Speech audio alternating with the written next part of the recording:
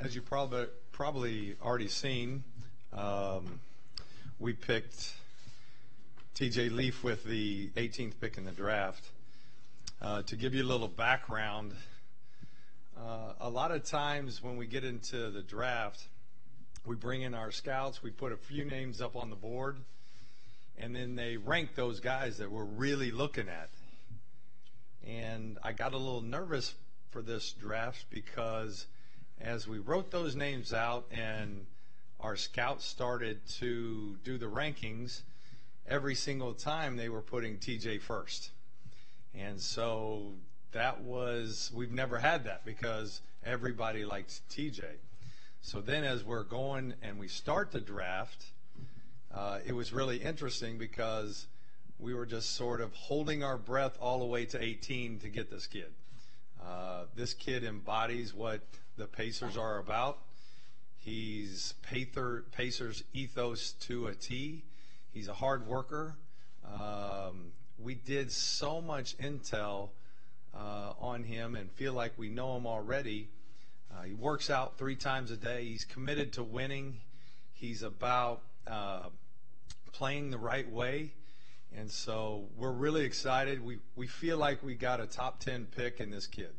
And when you're picking 18, that's pretty good. We expect him to come in to compete right away. And he has some amazing offensive tools. And Nate's got to turn him a little bit better defender. But I know he's going to work on that area.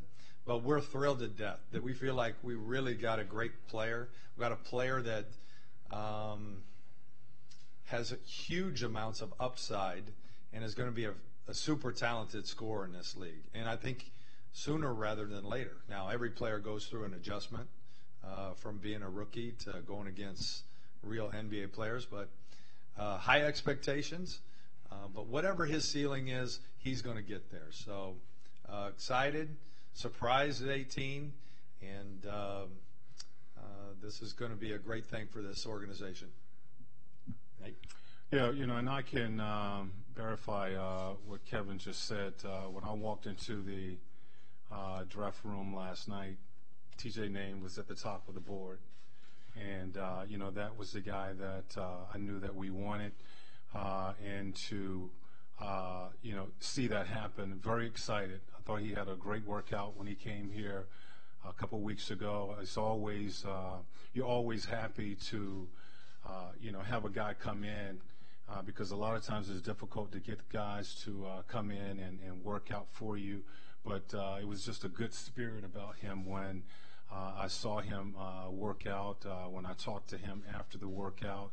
It felt like it was a guy who's going to be a pro, a good pro. I think you can understand where that comes from.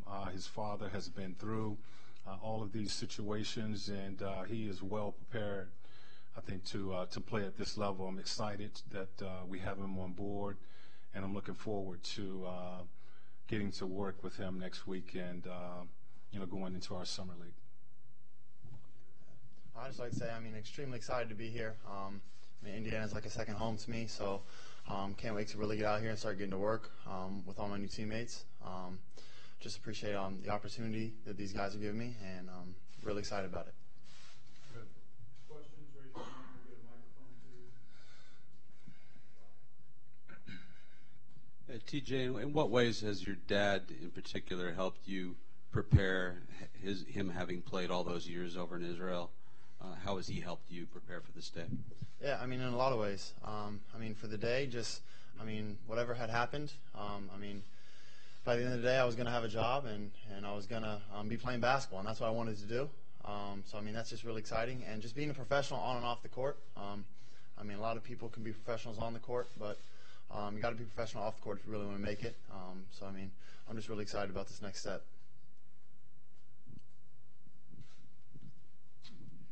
Kevin, I'm curious, could you kind of, as far as the intangibles, what you see from him specifically as a player that makes you think he'll be able to help so much, what you saw during the workout here that impressed you as well? We shot the ball really well. When we did our closeout drills. He was able to finish right and left hand. He just has a knack around the basket. He finishes a lot of things around the basket. And in today's, basketball, with so much length at the rim, you have to finish around the basket. He's clever around the basket. And so I think that was one of the things. Also, I think he's a terrific passer. Obviously, we watched UCLA quite a bit, and they put the ball in his hands, but they had a point guard that had the ball in his hands quite a bit. And I could see Nate using him as a playmaker as well, because he can really pass it, and he's going to be a good rebounder. I think if you look at some of his rebounds in college, he goes and gets dirty rebounds, meaning when there's multiple players around, he's not afraid to go get it. And he's not afraid to play physical. I think a month ago when I took over, I said I wanted physical players. And although he's not there physically, he's willing to be physical. He's a tough kid. He's willing to be physical. And for me, we felt like he's got tremendous upside. In 2 or 3 years, he has a chance to be a really good scorer in this league, and he'll be an improved defender because Nate will make him.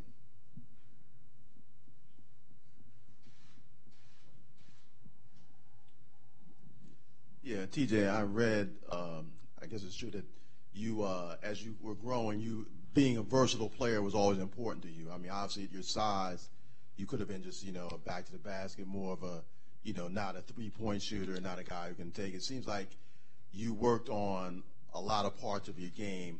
How much do you think that'll help you, and was that important to you, because that seems to be where the game is going now? Absolutely. I mean, you look at the NBA today, it's tough to guard versatile players.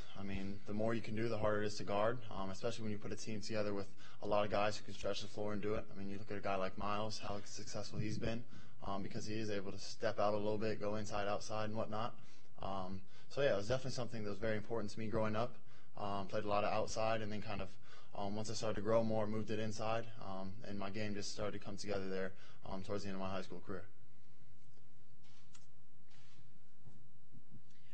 TJ, you got quite the endorsement from Miles Turner. He called you a sleeper. He said that he watched you in high school and he's a big fan. What does that endorsement mean to you, and how excited are you to play with a guy like him? Very excited. Not just on the court, but off the court. Miles is such a good dude. That's going to be awesome just to get to know him off the court. But, on the court, obviously he's such a fierce competitor, protects the rim, does a lot of great things on the court. He's still so young as well. So, it's going to be a lot of fun just getting in there with him, start to get to work with him. He's so talented, so it's just going to be a lot of fun getting in there. TJ, did you get a chance to talk with Coach Alford last night? Anything you can share on that conversation? I just texted with him a little bit. He was, doing a lot of stuff with Bryce, so they're pretty busy as well, but I'm sure I'll talk with him later this weekend a little bit more. And what did he help you with most in your one season with the Bruins? What can you say that Coach helped you with to get you here? He was really big on just being ready at all moments. If you're coming off the bench and you come in, you got to be ready right away. You can't wait a couple plays to get ready. Starting off the game, you got to start off strong. You can't wait a couple plays to get in the flow. Just being ready at all times, that's something that's definitely really important in this NBA. TJ, we like to think basketball is a pretty big deal here in Indiana. Has your dad shared that with you as you've grown up, and have you had any sense of that? Definitely. Growing up, that's all they talked about, Indiana. Anything from Colts to Pacers to IU. So I definitely have a great feel for it. Even in high school, too. Basketball is such a huge deal here. So, I can't wait to get out here and really get a better feel for it.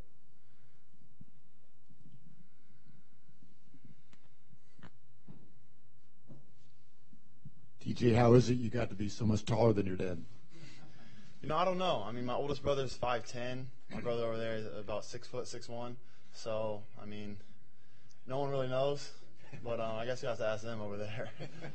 At what point in your development did you start to think of yourself as a future NBA player?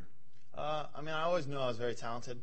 Coming into high school, I knew that I would have a chance to be a good college player and whatnot. But I think about sophomore year in college, I realized my skills were starting to develop, my body was starting to develop, and I realized that if I kept working, I could become what I am now. Sophomore year in high school, you mean, right? Yes, sir. Yeah, since you've had no sophomore year in college. Oh, that's my bad. Nate, last night you were asked the inevitable question about comparisons, and you mentioned Nick Collison. Have you had more time to think on that? Is that still your comparison? I just hate to compare. And what I was saying or referring to when I said Nick Collison, when I was in Seattle, when our scouts were thinking of drafting Nick Collison, very similar. Nick's father was a coach. Nick was going to be a solid player and a player that we felt would be really a franchise player, a guy that would be solid throughout his career. He was going to be good both on and off the floor, and would be a guy that the organization would want to keep around. And I feel that way, the same way about TJ, that he's going to be a solid guy. And I think he's going to represent this organization well. He's going to do the things that he needs to do to make sure that he's successful and the organization is successful. And he has a father who is in the business. He's been groomed for a long time to play this game. So that's the comparison. As far as on the floor, I think he's really comfortable both inside and out. What we try to do when we bring guys in to work out is put them in situations where they have to read and react. We don't give them a lot in our workouts because you have 6 guys. They all come from different systems, and we want to see them work it out and make reads out on the floor. And we put them in situations where they have to switch. They have to guard smalls, guard bigs. They have to close out. And I thought he just did a good job of reading and reacting to those situations. When he had, he mentioned that he's comfortable playing both inside and out. When he was being closed out on the perimeter, he was able to put the ball on the floor, make the right read. When a small switched on him in the post-up, he was really patient. He took his time and was able to just elevate over a smaller guard. So, right away, in that hour that I had to see him in the workout, I got a good feel that his basketball IQ is very high. He understands what he's capable of doing and what he needs to do out there. So just excited, to have him on board. TJ, how old were you when you finally beat your dad one-on-one? Technically, I guess I never beat him. He quit before I was able to beat him. So technically I haven't beat him to this day, but it was around 8th grade when he stopped playing me, I guess you could say. Did he just, you get to 8 and he just quit? Or? Yeah, I think I was up 7-5. We were going to 11. He was like, oh, I can't breathe. I'm out of shape right now. I got to get some water, and he just never came back. So. Smart man.